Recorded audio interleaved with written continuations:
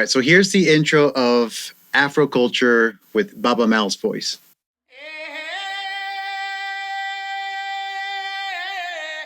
Now, because I'm using a mono track, I also wanted to use some vintage compression. So for that, I'm relying on the Eventide Omnipressor. This is the original unit from 1974. So it's giving a little bit of control using a VCA compressor. This is what it sounds like.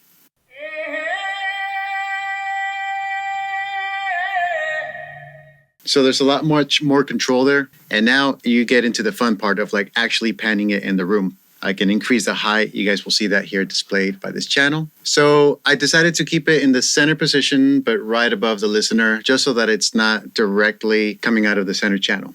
Now is the fun part on spreading it across all the immersive channels. So 2 ways to do that. First of all, sending it to a reverb. In this case, I'm using the Black Hole Immersive. I'm using one of my presets called Immersive String Space.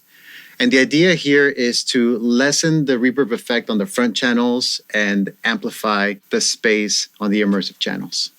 And you'll see that reflected in the renderer. Check it out.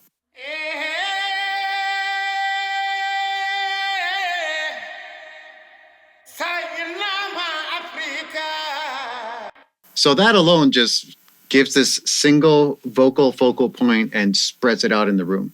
But I also did something else. I'm using a second aux send going to Pentio and boosting up the rear channels. So it's basically taking the dry signal and spreading it across the horizontal landscape, but then I'm using the reverb to amplify that across all the channels. Let's hear that with the intro and with the drums kicking in.